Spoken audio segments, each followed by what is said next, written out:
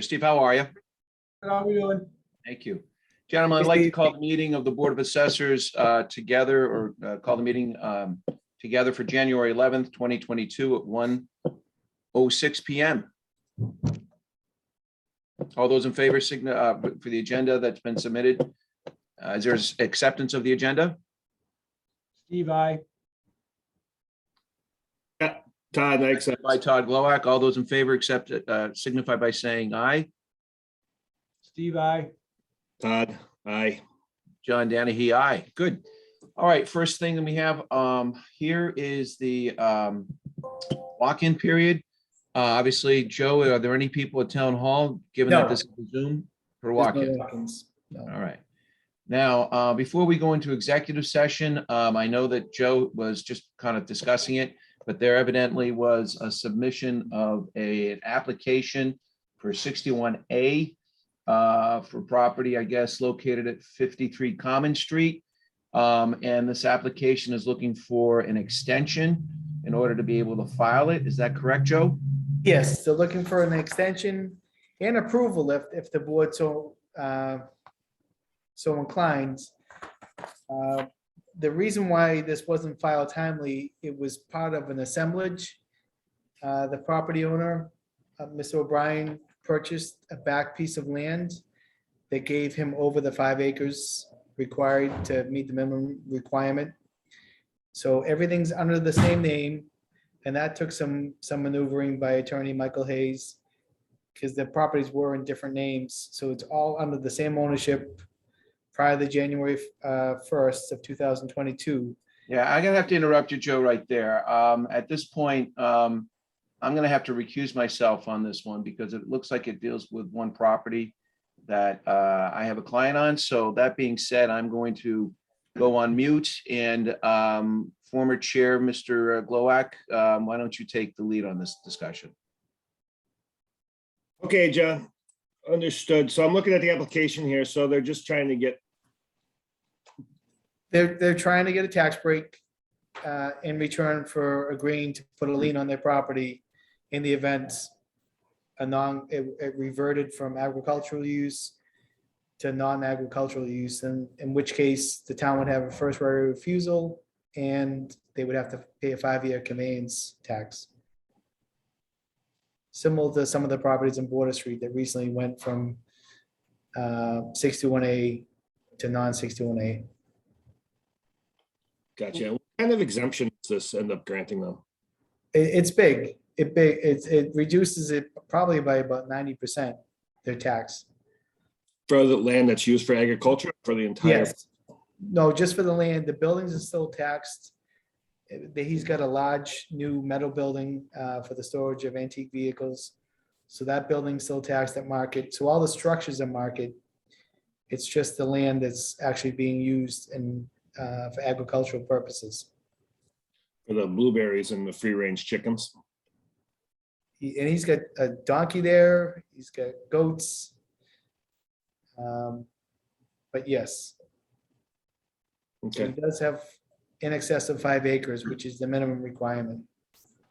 Is there a sales minimum as well? I thought is there some number associated with the amount of agricultural they have to sell off that land?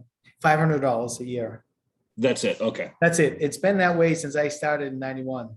Yeah, I knew there was a number. I just couldn't remember what it was.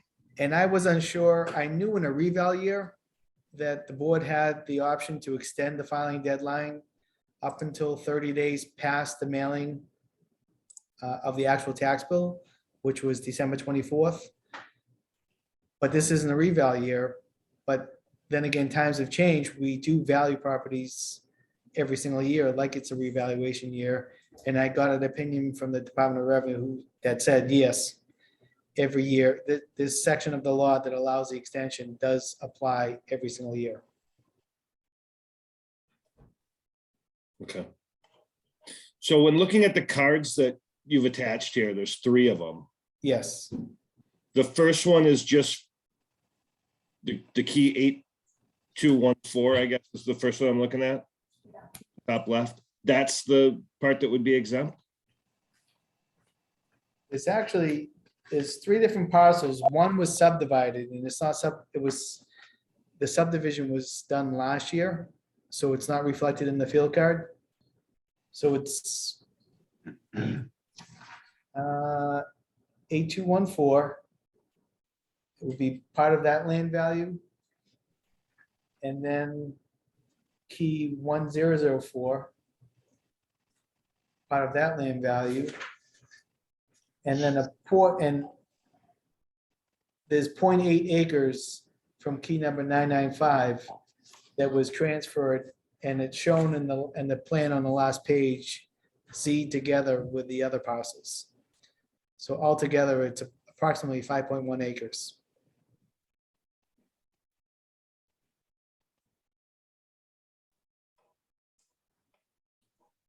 Okay. So land total looks like it's $600,000.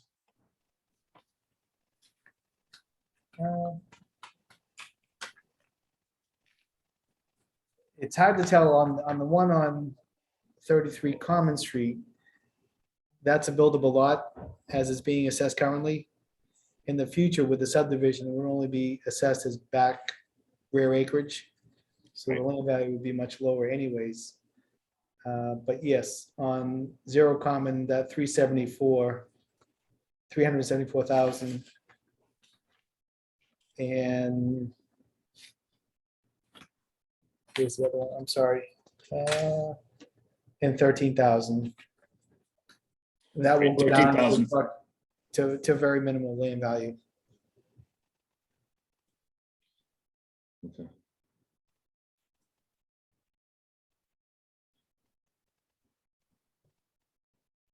Well, it seems to me that he's entitled to the exemption. My question is more jurisdictional. I know that, so explain to me our ability to extend the filing deadline for this abatement application. Yes. I will send this out. I just got it today, so I do apologize for not sending it out earlier. According to 61A, section 5, the assessors may extend the filing deadline to 30 days past the issuance of the actual tax bill, which was December 24th. And then there's a question regarding, it says the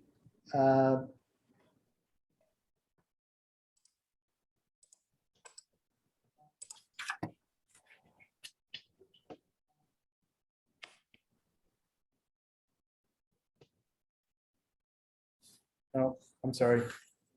There is a sentence that's very pertinent. Because all boards of assessors must review their evaluations and consider interim year adjustments in the years between their 5-year certification. Every year is a revaluation year for the purposes of this statutory deadline extension. So Where are you reading that from? What section of the statute? it's an opinion from chapter 61A, section 5. Either 5 or 8, it has both references.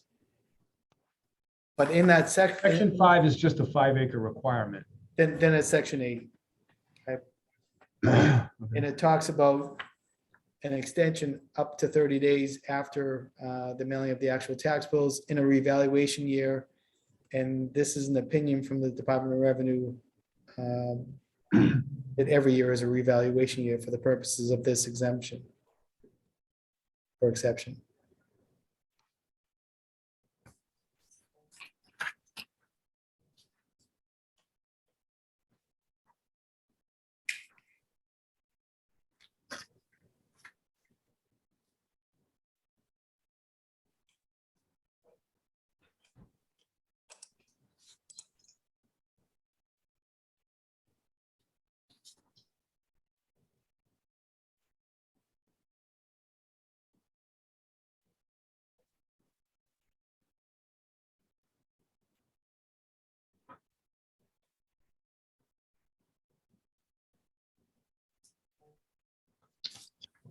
Uh, All right, so they ended, it looks like, if I understand this right, they ended up with the final sale on the 14th of December, which put them over the 500 acres, which made them eligible for this exemption. Yes, and also part of that was putting all the parcels in the same name. Okay, That was a key ingredient. so they were aware of this deadline. They were scrambling to get it done. Right, right.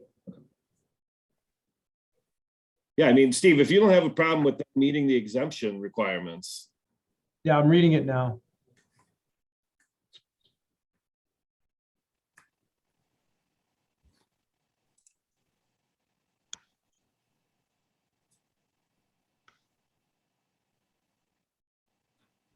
I don't think it's discretionary on us. I think that they file by October 1st, or they have until 30 days after the mailing of the tax bill containing the new evaluation shall be deemed timely. I don't see where we have any leeway here. I think it's timely filed, and it sounds like they own the 5 acres as of January 1st, and it's committed to agricultural use, Todd. I don't see, my concern was that, you know, the February 1st deadline is like, it's a line in the sand. We don't have any Yes. discretion or authority to extend that in any way, shape, or form. No hardship, no nothing. So this is kind of weird that they allow this extra 30 days. So what's the October 1st one? It's kind of like bullshit, really, when you think about it. There's no October 1st deadline if you can send it out, if you can file the application 30 days, within 30 days of getting the tax bill. But it kind of makes sense because you don't really know what the valuation is until the tax bill comes out in December for the fiscal year, right?